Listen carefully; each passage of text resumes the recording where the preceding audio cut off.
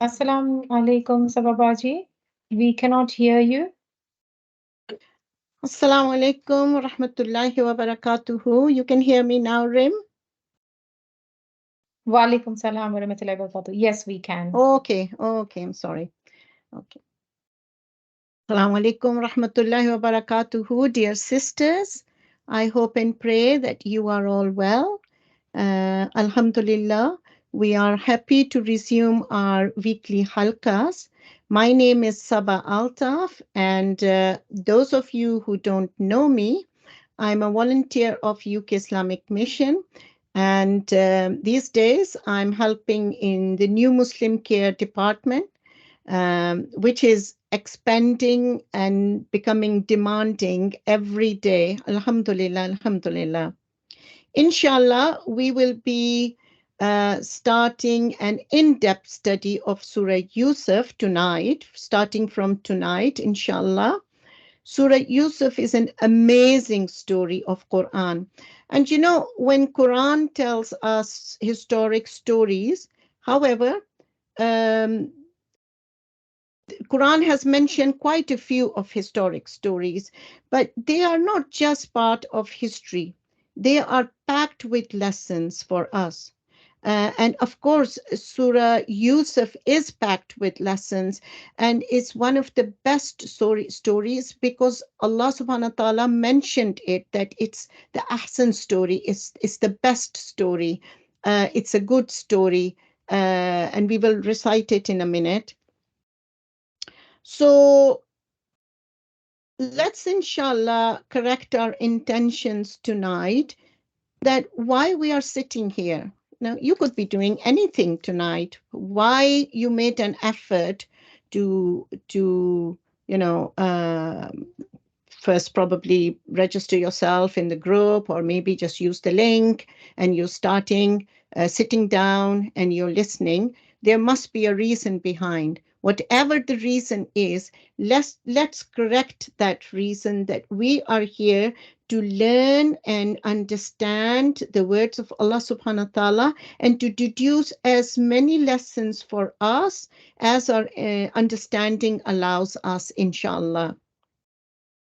So before we start, those of you who have not attended these sessions, I have a style, and most of the speakers prefer that way, that I don't like to show my face. You won't see my face.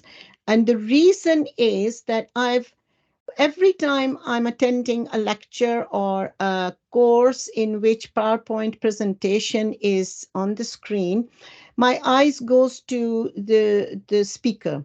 And I don't need to see him or her. I need to see the screen because that will be in our memory. Whatever we are learning from the screen should be in our memory. So that is the reason we decided as a team that if there is a presentation on the screen, then let the attendees concentrate on the screen, inshallah. As for I can't see you, it's always very difficult for the person who is talking that there is a wall in front of me probably or a piece of furniture and I can't see you all. It's now between you and Allah how you attend these lessons. I'm out of it. I can't see you. Only Allah can. So if we purify our intentions that we are sitting here to learn the book of Allah subhanahu wa ta'ala for our betterment in this world and in the hereafter, inshallah. And may Allah accept our efforts, both from your side and from my side. We try to make these sessions interactive, even in within 1 hour. We try our best. I give simple questions. Sometimes question can be a little bit challenging. Sometimes they are very simple, just to keep you alert and awake.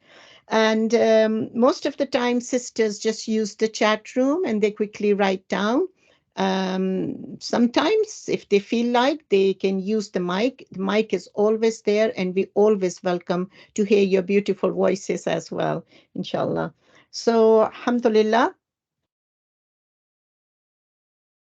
أعوذ بالله من الشيطان الرجيم بسم الله الرحمن الرحيم الحمد لله رب العالمين الصلاة والسلام على رسول الله صلى الله عليه وآله وسلم وأصحاب الأجمعين وأمهات المؤمنين. Surah Yusuf, as I said, is an amazing surah in Quran. Um, Let me just sort out my screen and see if it's working. I can't see the icons, Rim.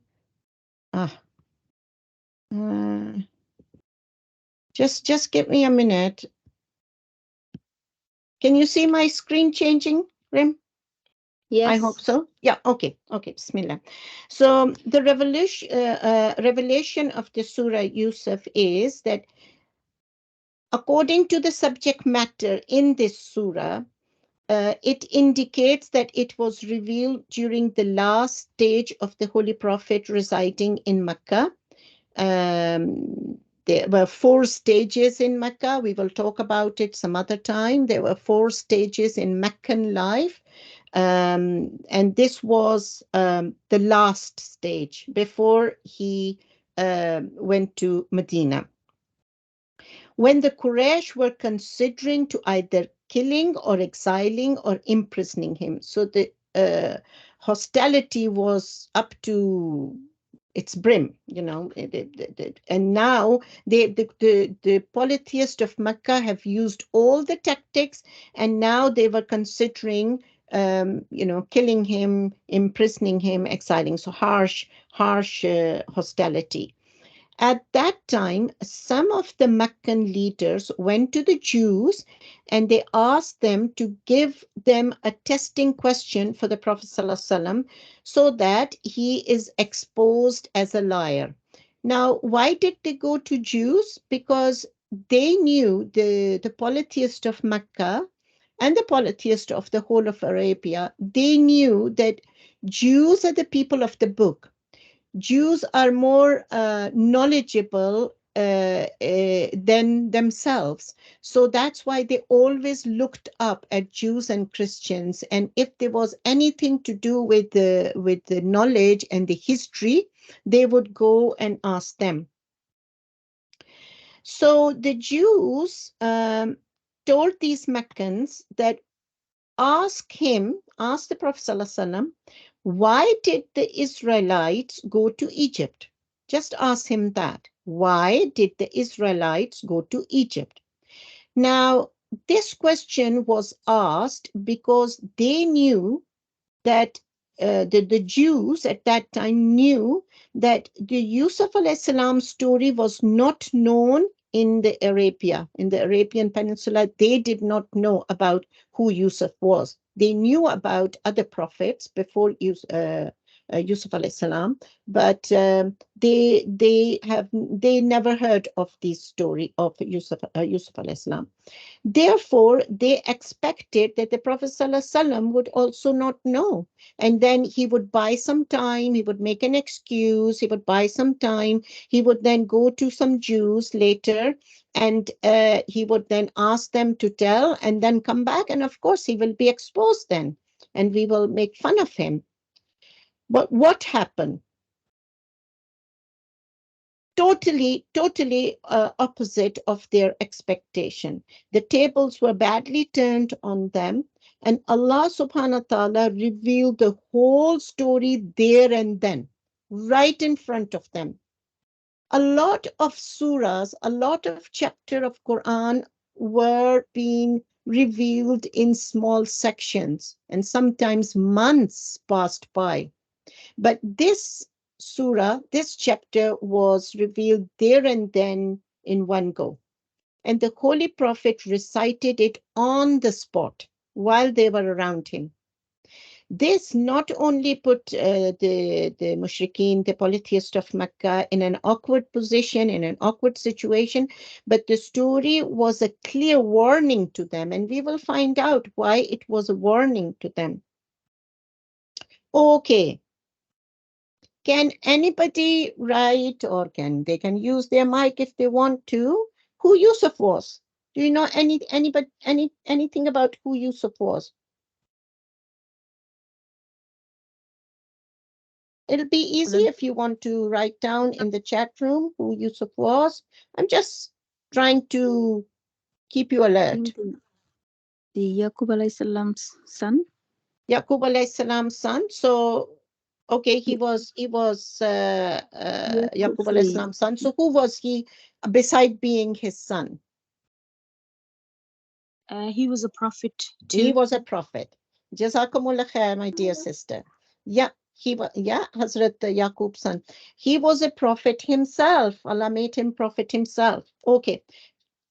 Can anybody tell me any names of his ancestors? You all said Yaqub alayhi salam's son. Any other ancestors' name? Grandfather, great-grandfather? Ismail alayhi salam. No. Tanya says Ibrahim alayhi salam. Yes.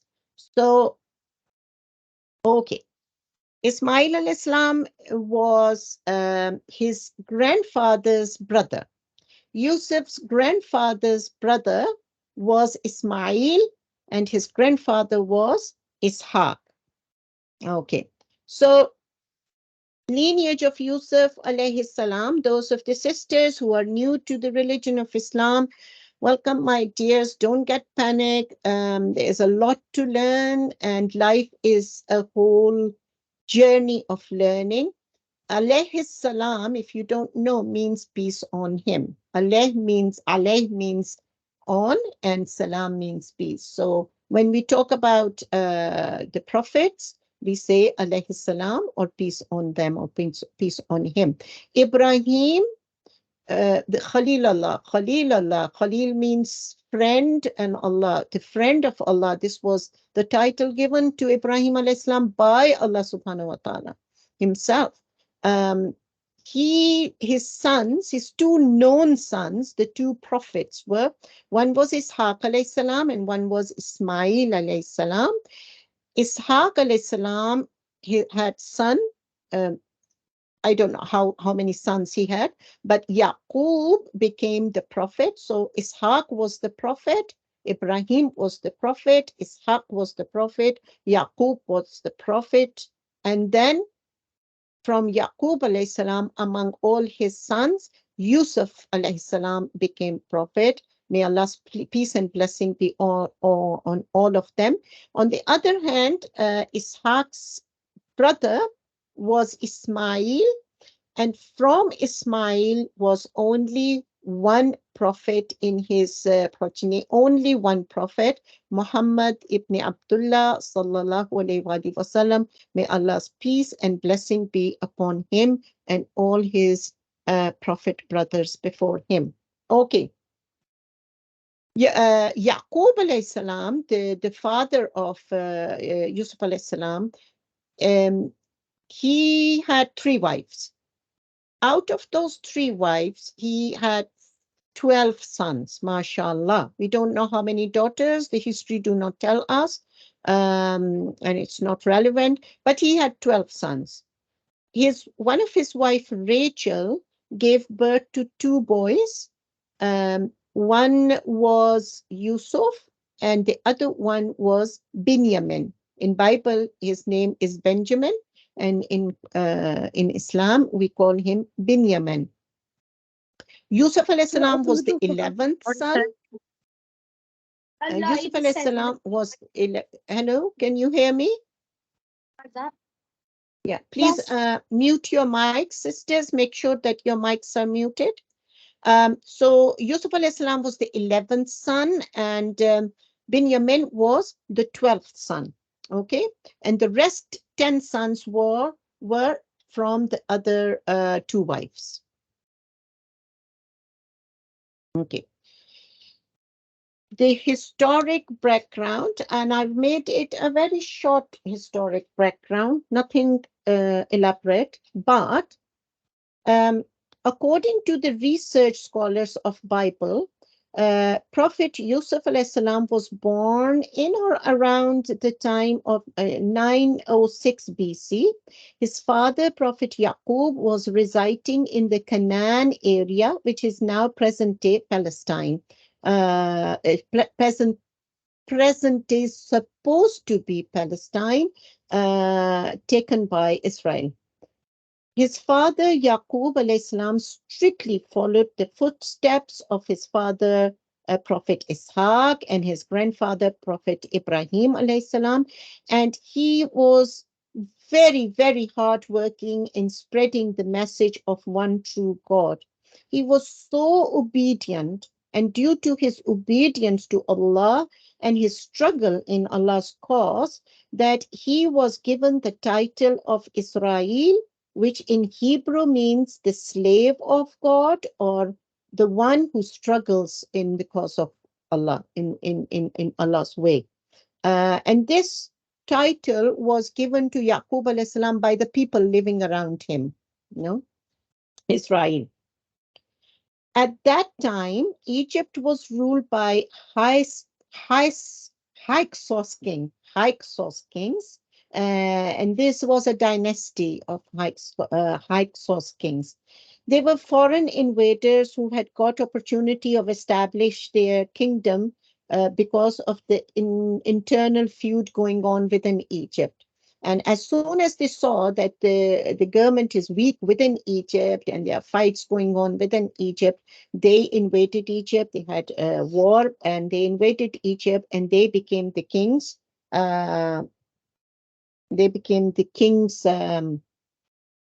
Of that of Egypt. I don't want to really go deep into history because our aim is not to learn history, but to get lessons from this surah. However, according to Bible, they were also called pharaohs. So these kings were called pharaohs in Bible. They called them pharaohs. But the Islamic scholars disagree. Why they disagree? Because there are two big evidence that they were not, these kings, these Hyksos kings were not scholars, pharaohs. And one reason was that these kings came from outside Egypt. They were not Egyptian, and the pharaohs were pure Egyptian. And the other evidence is that these kings brought their own religion, and they were also from the area of Palestine. And we will find out how they loved Yusuf al-Islam, and later on they allowed his family to live alongside in Egypt. We will find out that. So they were from the same culture of Palestinian culture at that time. So they brought their own religion and their own gods with them, and they forced the Egyptians to change their religion and use their culture. And that was one of the reasons the Egyptians were very, very unhappy.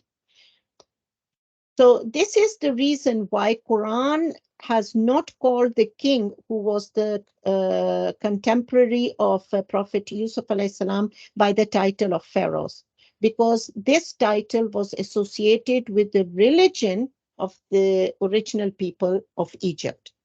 Okay, so the modern research scholars who have made a comparative study of Bible and Egyptian history are generally of the opinion that Apophis was the Hyksos king who was the contemporary of Prophet Yusuf alayhi salam.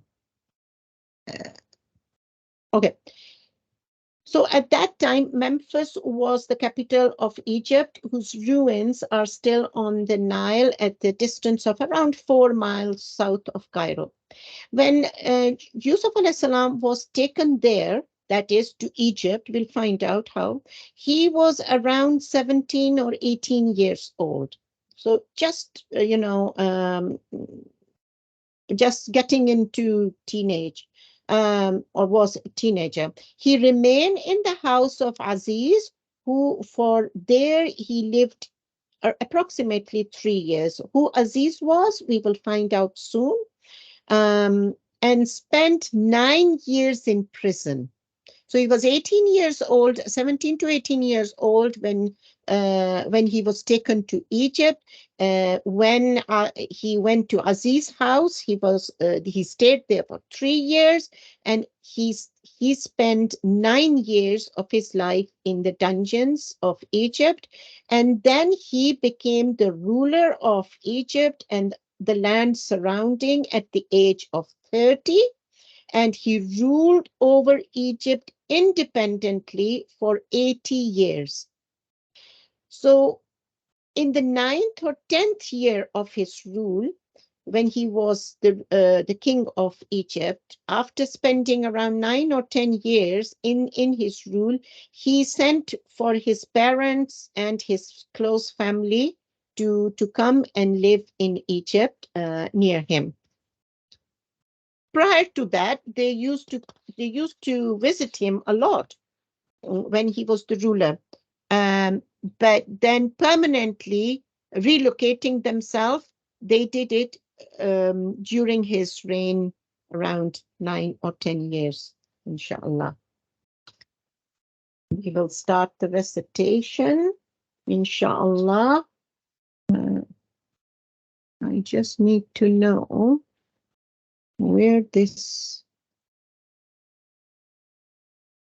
Okay. أعوذ بالله من الشيطان الرجيم بسم الله الرحمن الرحيم ألف لام را تلك آيات الكتاب المبين إنا أنزلناه قرآنا عربيا لعلكم تعقلون نحن نقص عليك أحسن القصص بما أوحينا إليك هذا القرآن وإن كنت من قبله لمن الغافلين إذ قال يوسف لأبيه يا أبت إني رأيت 11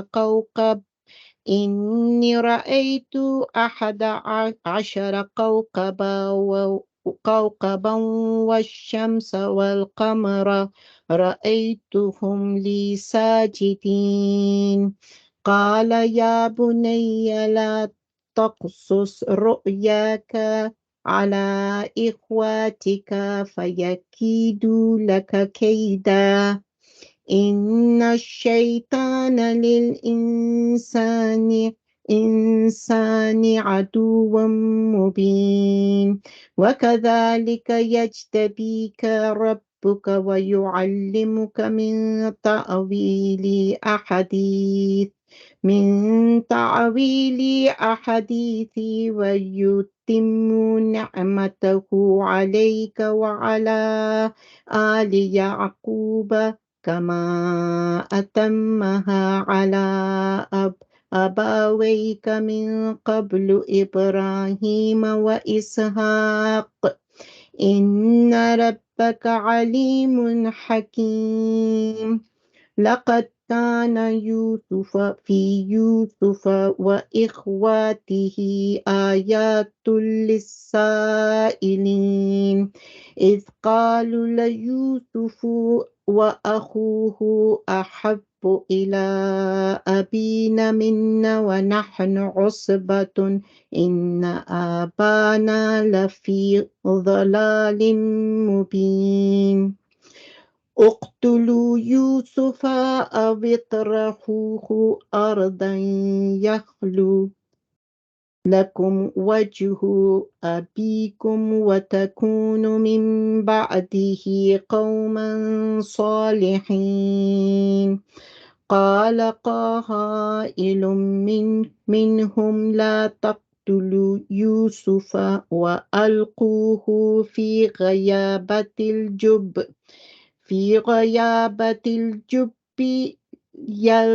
يلتقطه بعض السيارة إن كنتم فاعلين قالوا يا أبانا ما لك لا تأمن على يوسف وإن له لناصحون أرسله معنا غدا يرتع ويلعب وإن له لحافظون قال إني ليحزنني أن تذهبوا به وأخاف أن يأكله الذئب وأنتم عنه غافلون قالوا لئن أكله الذئب ونحن عصبة إنا إذا لخاسرون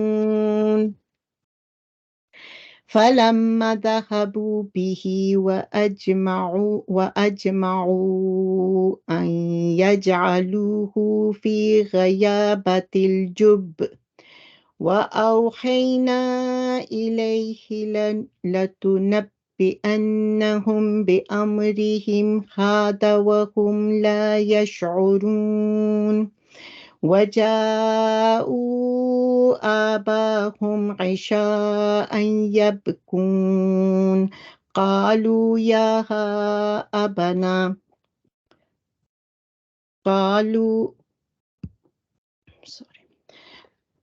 قالوا يا أبانا إن ذهبنا نستبق وتركنا يوسف عند متاعنا فأكله الذئب وما أنت بمؤمن لنا ولو كنا صادقين وجاءوا على قميصه بدم كذب قال بل سولت لكم أنفسكم أمرا فصبر جميل والله المستعان على ما تصفون وجاءت سيارة فأرسلوا واردهم فأدلى دلوه قال يا بشرى هذا غلام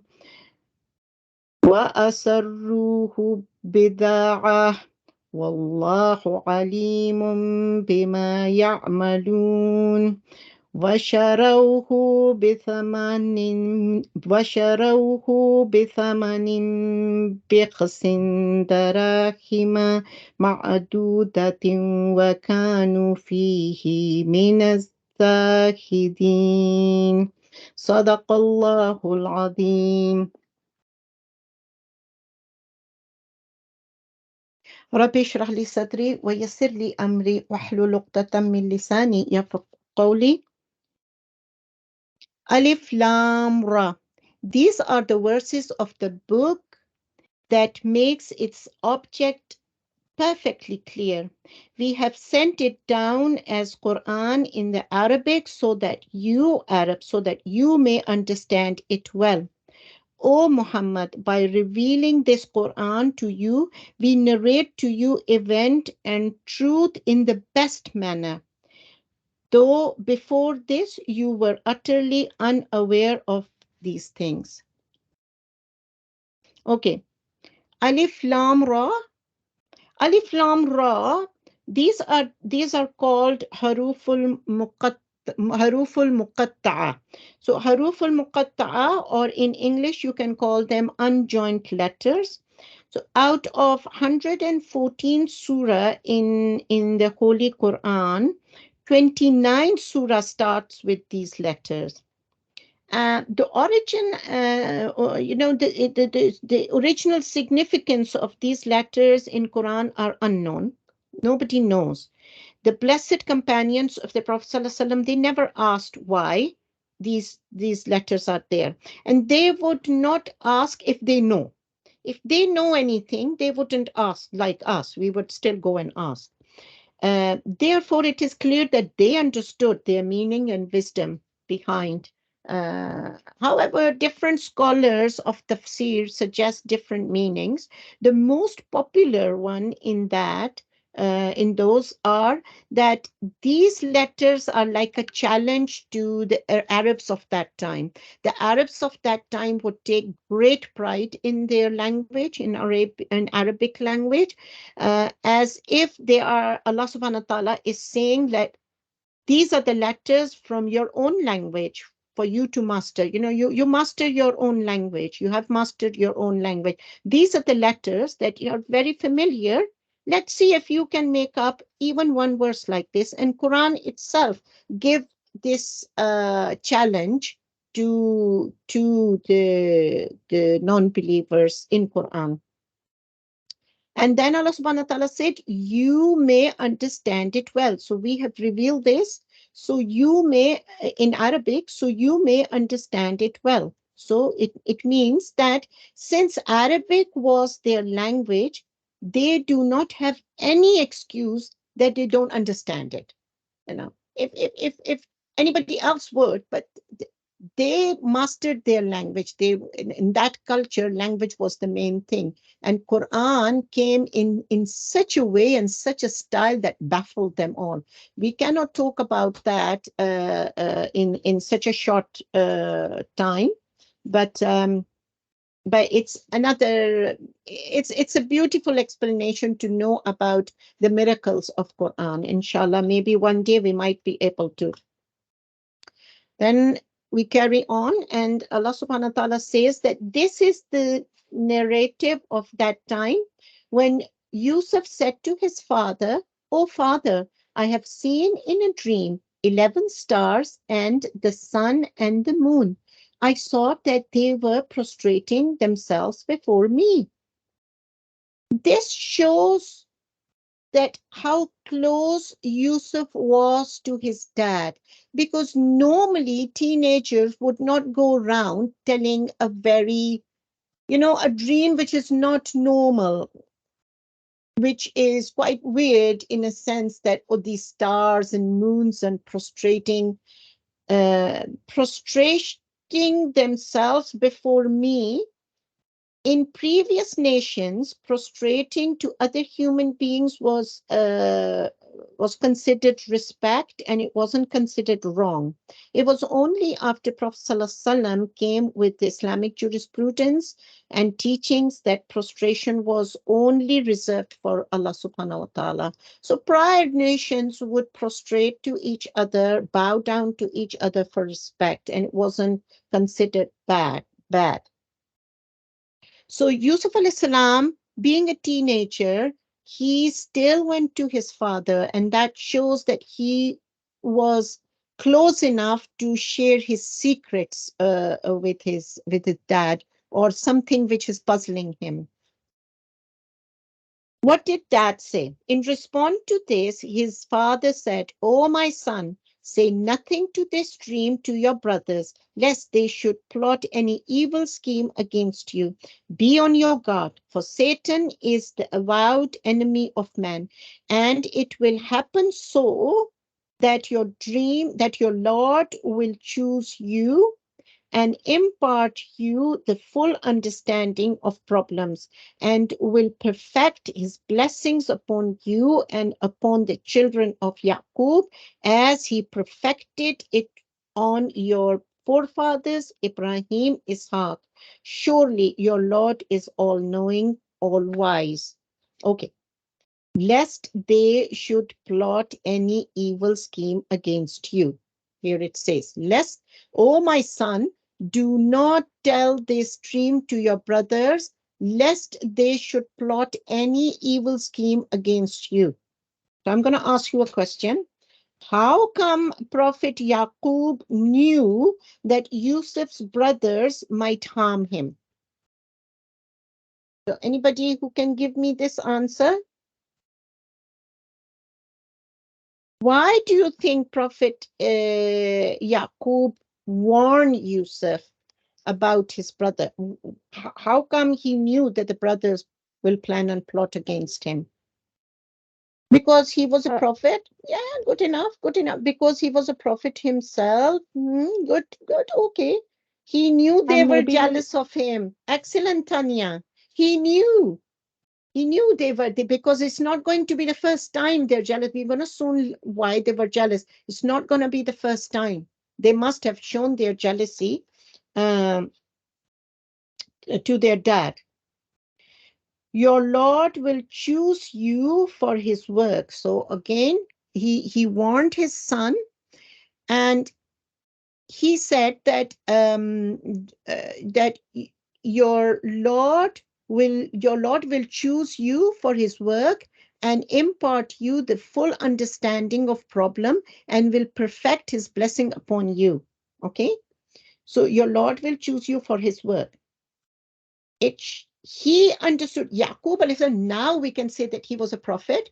Now he understood the dream so very well because he himself was a prophet. He knew straight away that this Yusuf, my son, will become a prophet, and Allah will choose him to propagate the oneness of Allah in this land. Okay, so I'm going to recite from 7 to 9. Okay. Indeed, there are signs in the story of Yusuf and his brothers for these inquirers. For these inquirers. Indeed, there are signs in this story for Yusuf and his brothers for these inquirers. Who Allah subhanahu wa ta'ala is referring? Who are these inquirers? Who were inquiring about this story? You remember? The Quraysh. Yeah, excellent. The Quraysh, we just mentioned it earlier, that they went to the Jews and they asked, they wanted to trap Prophet Sallallahu Alaihi Wasallam. And they did exactly the same in Surah Kahf. So may Allah give us tawfiq that we do Surah Kahf one day. It's a long surah as well. And they did exactly the same. So they were always planning and plotting to trap Prophet Muhammad Sallallahu Alaihi Wasallam. Okay. This is how the story begins. His brother held a consultation and said to one another, some of the things are in bracket. So his brother held a consultation. Am I in the right? Yeah, I think I'm in the right one. Yeah. And said to one another, this Yusuf and his brother are dearer to our father than ourselves, even though we are a band. Even though we are a band. I mean, in olden times, it was considered strength that one has many children, one has many sons. When you have many sons, it was, this person's got strength. And so they are saying that we are so many, and yet he is only preferring Yusuf and his little brother, who are nothing. They are just young. According to them, they're young, useless boys. They don't even earn anything. They don't work in the field. They're just playing all day. Yet our dads, they are apple of our dad's eyes. And we who are working so hard, and we are just one band, we are strong, and our dad's just ignoring us. So Yusuf's little brother was the 12th son of Yaqub, and his name was Benjamin, that we've already mentioned. He was the only full brother of Yusuf alayhi salam. Their mother died on his birth, and that was one of the reasons that Yaqub alayhi salam would pay extra attention to his youngest two motherless sons, which made the other brothers jealous. According to Imam Qurtubi, who was a great scholar in Andalusia, he wrote that somehow the dream got leaked out and the brothers found out it. So we don't know how. It could be servant, or it could be one of the mother overhearing it. Of course, the brother got really angry, especially on dad's interpretation of the dream, And they said that truly our father seemed to have lost his balance of mind. Because we just explained that they considered themselves useful. Why is dad being like this with Yusuf. Let us therefore kill Yusuf or throw him somewhere so that your father's attention should be turned exclusively towards you. And this is how their wisdom works. After this, you should again become righteous people.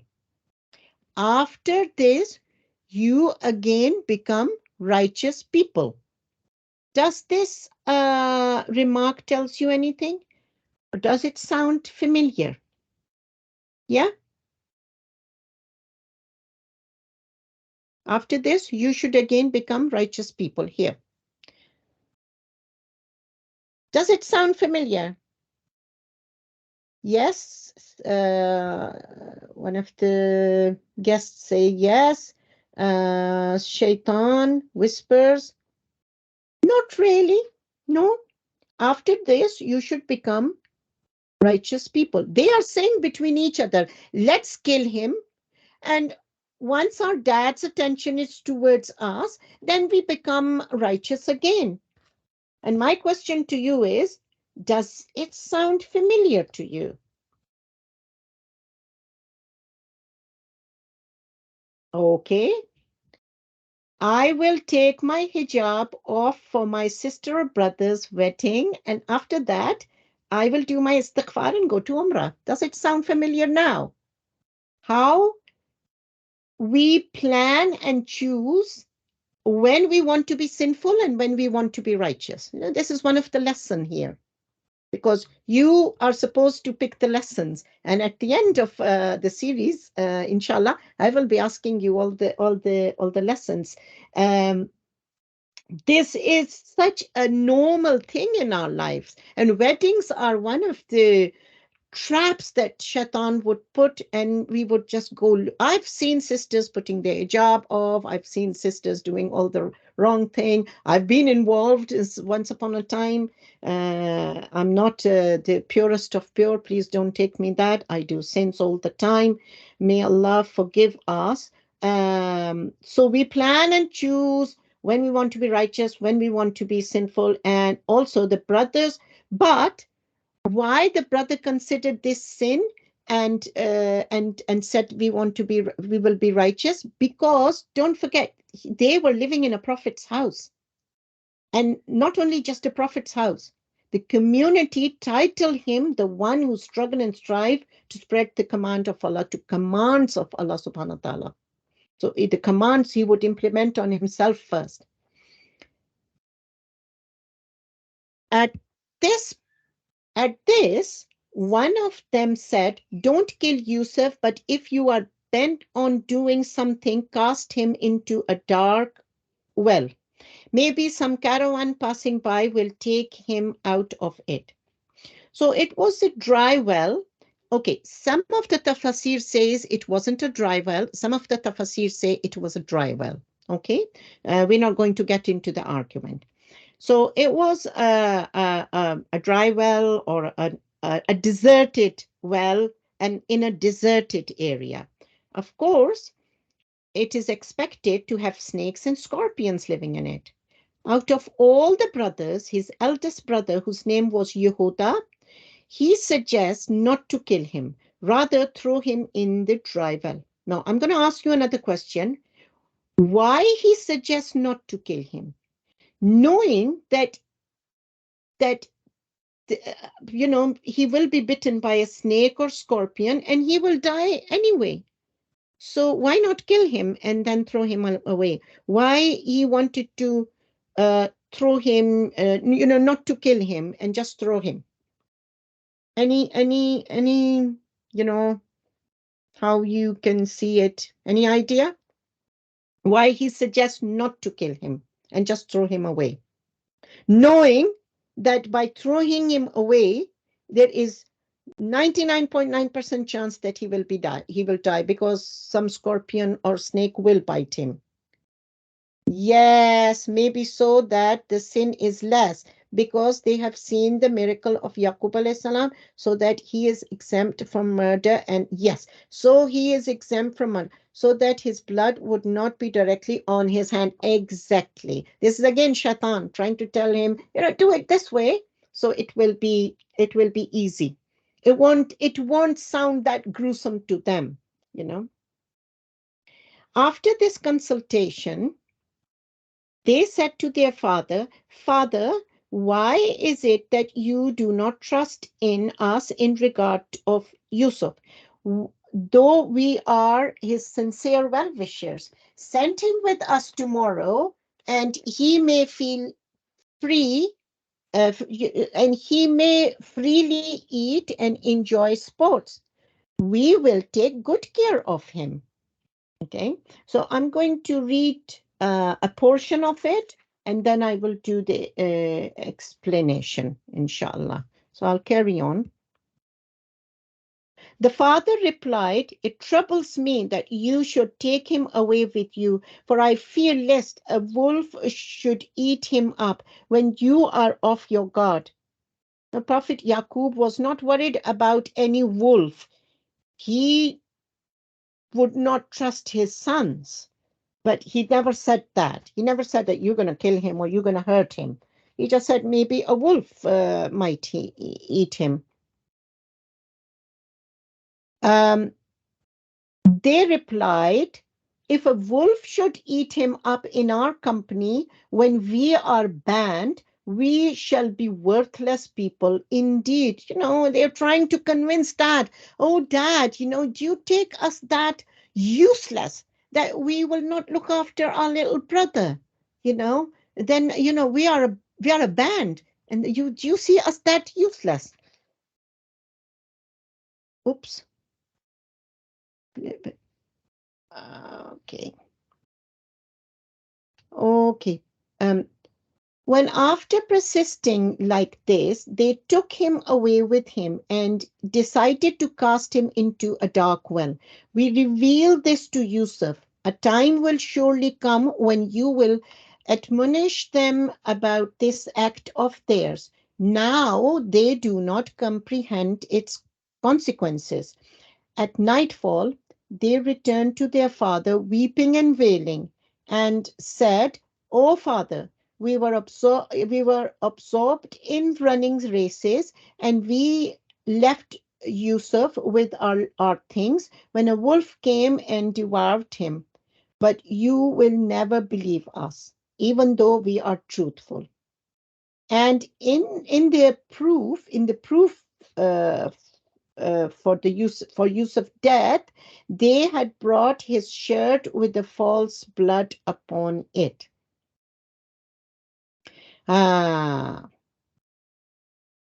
Let's finish it. Let's continue and finish it, and then we will do the little explanation.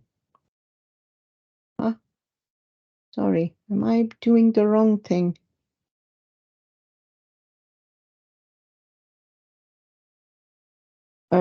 When hearing this, the father said, where is it when hearing? We revealed to this, Yusuf, a time will come, consequences. At nightfall, they returned to their father, yes, and they had brought his shirt with the false blood upon it. Hearing this, the father said, no, your evil souls have made this heinous act easy for you. I, however, will bear this patiently with a good grace, and Allah alone can be asked for help regarding what you are concocting. Okay, let's do the little explanation now. Prophet Yaqub reluctantly allowed Yusuf. So they at the end convinced, they made all this song and dance, and they at the end convinced Prophet Yaqub, but he reluctantly let go of Yusuf with the brothers, and he came out to see him off. This was the explanation of Imam al-Qurtubi, that he said that he came out to see Yusuf off. He entrusted Yusuf's well-being to the eldest son Yehuda, and he fared them well, and he kept walking along with them. As soon as he was out of sight, They pushed and punched Yusuf. One of them was holding Yusuf on his shoulder to show off the dad. And as soon as dad was out of sight, he just dropped him with a, pushed him, drop him down. They were pushing him, punching him, taunting him about the dream. Yusuf realized their wicked plan and remind them their promise to their dad of his safety. So here Yusuf was reminding them of his promise to his dad. You promised dad my safety. You can't do this. You promise. Even at this time when he should be really scared, he was more worried about them breaking promise to dad than his own situation. He also pleaded to the big brother Yehuda, and he said that he is still small and weak in front of all of them. And as a big brother, he is to protect his small and weak brothers. So Allah put some mercy in Yehuda's heart, and he was moved by Yusuf's plea. So he told his brothers to have fear of Allah and leave Yusuf alone. In return, he will make sure that Yusuf does not tell their dad about their evil plan. So he is now being, he said, look, let's not kill him, and I'll make sure that Yusuf never tell his dad about it. Leave that to me. The brothers, who were now totally intoxicated with jealousy and the whispers of shaitan and evilness, they got really annoyed with Yehuda, and they said, look here, Yehuda, we won't hesitate to kill you as well.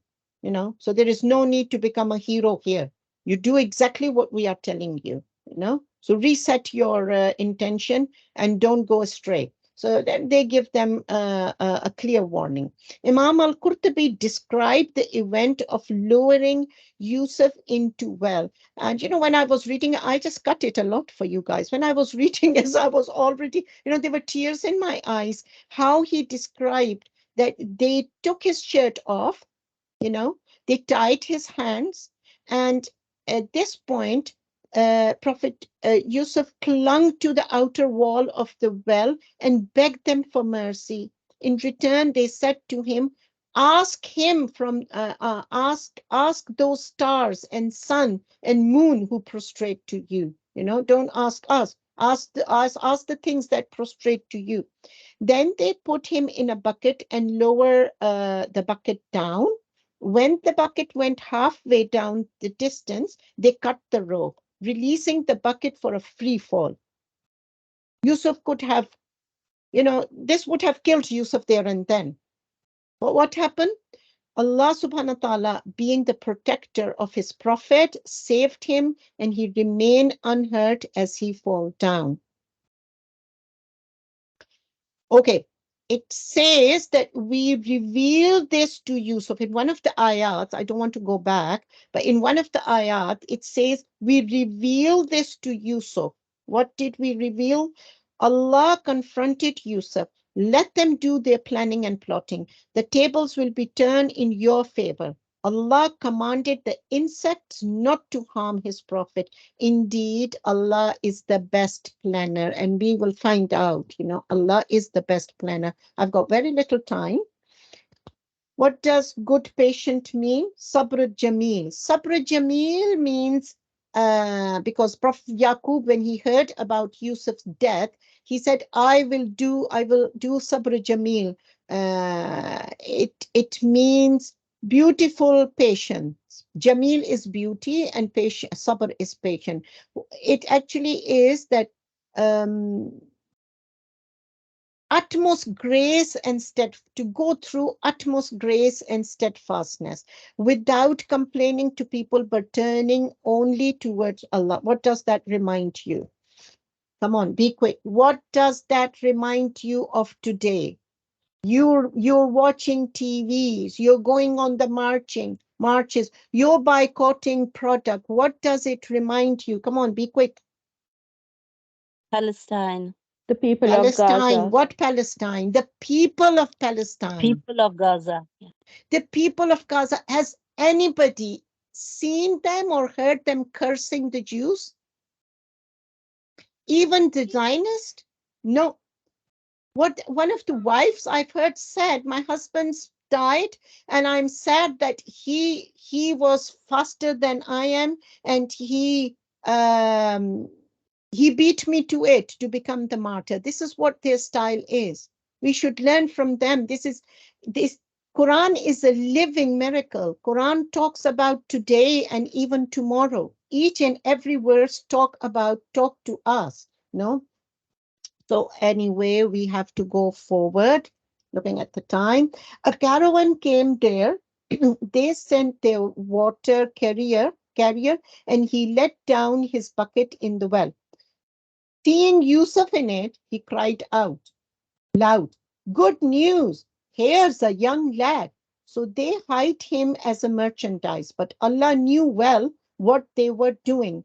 Then they sold him for a paltry price, a few dirham, and they did not expect a big price for him. Okay, first of all, the what does it say? Good news. Here's a young lad. Why did this man who went, there was a caravan coming by, and the caravan got lost. This is Allah's great plan. Why would a caravan go to a deserted place for a deserted well? These caravan people would know their way very well, you know. So they would go to a civilization, they would go to a small community, you know, a small village or town to get fresh water or maybe some food.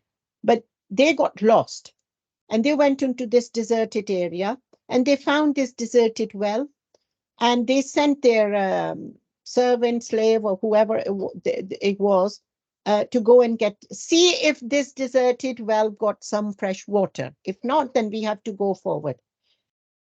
When he looked down, he could see a face, and then Yusuf must have cried out, and he, instead of becoming scared, he was so happy. He screamed and he yelled back and he said, "Oh, Mabruk, Mabruk, you know, good news. I've got good news for you. There is a young lad in the well." So why he was so happy? Why did he said good news? Anybody, any idea? Why did he said good news? He should have been scared. He should have been sad. Why good news? Because in Quran it says, because slavery exists. Excellent.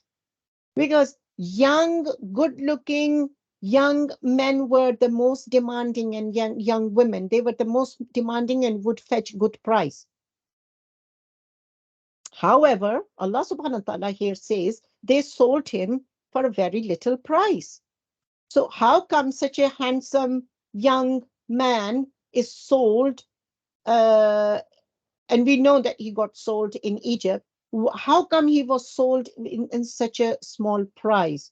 Now, this is, shall I ask you a question? Okay, I'll explain it to you.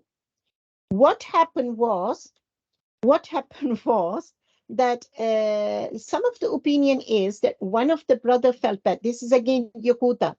Some of the tafsir say that Yehuda felt really bad, and he took some food with him, and he went to the well to see if Yusuf is still alive, and he saw him alive, and he said, "You okay?" "Yes, I'm okay." And he said, "There is some food for you, but I can't take you out." Okay, so he went day one, and he went day two, and he went on day three, because Yusuf stayed, alayhi salam, stayed 3 days, 3 nights in the well. On the third day, he could not see Yusuf. Yusuf was not there. So he got panicked, and he ran back, and he went to the brothers, and he said, "Hey, God, hey, listen, Yusuf is not in the well. I went to check on him whether he's dead or not. He's not in the well. He has escaped." So they came all hurried back, because their main concern was that Yusuf would go back to dad. So they came back, and they saw the caravan, and they saw that they've got Yusuf with them. So they said to the caravan people, This is our slave, and he's got the habit of running away. This is not the first time he ran away. And we are really fed up of him. And if you are interested, either we'll take him back, or if you're interested, we can sell him to you. This is how they sold. This is my last explanation. I can see it's 9 o'clock. This is my last explanation. So if you give us 5 minutes, we can finish it, inshallah. So why did, now you understand why they sold. So why did they sold him for a low price? They could have asked a bigger price, because they were not interested in the money. The time was running. They wanted Yusuf out of this land ASAP.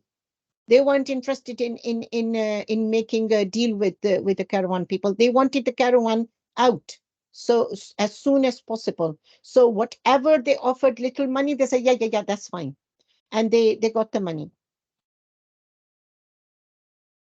And because they told the caravan to keep an eye, that Yusuf's got the habit of running away, and to keep an eye on Yusuf, poor Yusuf has to be tied.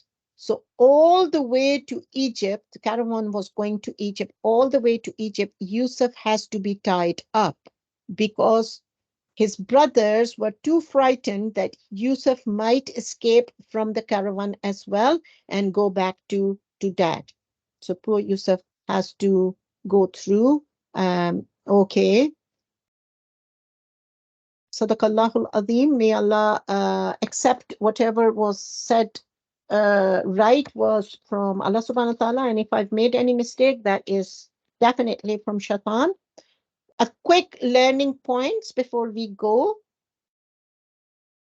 Quran, I should have asked you, you see, but I just see the time and there's no time left.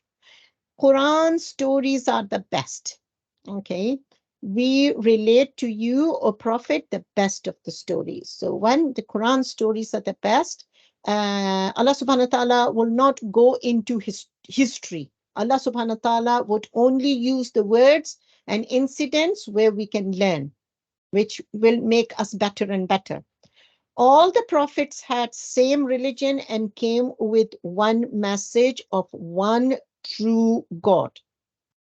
Starting from Adam alayhi salam till Muhammad sallallahu alayhi wasallam, all the prophet came with one message of one true God.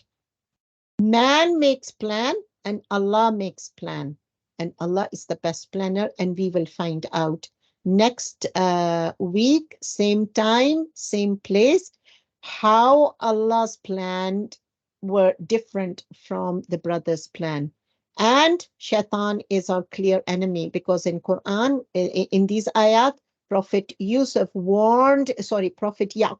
warned his son Yusuf that Shaitan is our clear enemy. Okay. And another thing I wrote down here as a learning point is good parenting is to listen to our children. You know, can you imagine one of our youngster come home and say, Mom, I saw a dream that you all are prostrating to me, and say, get away. What type of programs you watch? You're watching too many weird, you're doing too many weird games. You know, I told you so many times, you know, we will not even entertain anything like this. But Prophet Yaqub was close enough, and Yusuf was close enough to tell him this secret. And so good parenting is to listen to our children. Is there anything you guys want to say before we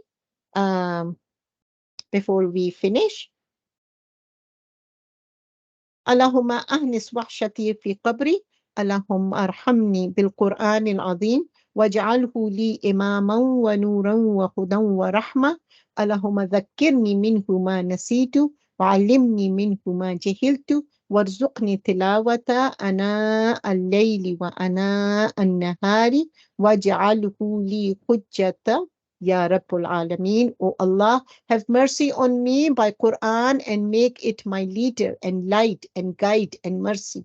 O Allah, make me remember from it what I forget and teach me from it what I'm ignorant about and provide me its recitation in some hours of the night and at the end of the day and make it in the morning and the day and make it its recitation evidence. O Lord of the world. Ameen, Ya Rabbul Alameen. Jazakumullah khair, my dear sister. Subhanakallahumma wa bihamdik. Nashhadu la ilaha illa ant. Nastaghfiruka wa natubu ilayk. Assalamu alaikum wa rahmatullahi wa barakatuhu. Rim, if you need to announce anything or we just finish? We can just finish. We can just finish. We can announce in the group. Okay, we'll see you guys next week, inshallah. Jazakumullah khair, my dear Rim. Can you please read for next time what I asked you? Sorry? Could you please read the message sent on the chat? Okay, we're sorry we did not. What's your name? Thomasina. Thomasina. Okay. Assalamu alaikum. I might have missed something at the beginning. How do we know the story of our beloved Prophet so in detail, as these details are not in the Quran? Anything that the scholars write down are from the Prophet Muhammad Sallallahu Alaihi Wasallam's hadith. Okay. However, Yusuf alayhi salam's the stories of Yusuf alayhi salam is in Quran, in Bible, and in Talmud. Okay. Those in Bible, some of the information, not story, the information, those in Bible was taken just for information. Okay. A lot of Quran is explained by the Prophet Muhammad Sallallahu Alaihi Wasallam himself to the ashab of his blessed companion, and they would be in different ahadith as well. However, history can be slightly different. Like I will explain it to you in next week, that some of the things are taken from Bible. We either accept it or don't accept it. It's entirely up to you. Like the names, we will know some other. Yehuda is from Bible, not from Quran. Quran only talks about three names: Yusuf, Yaqub, and Benjamin. So I hope that I answered my question, answer your question. And Assalamu alaikum, I might have missed something at the beginning. Okay, yeah. Jazakumullah khair, my dear sister. If you want to carry on speaking to me,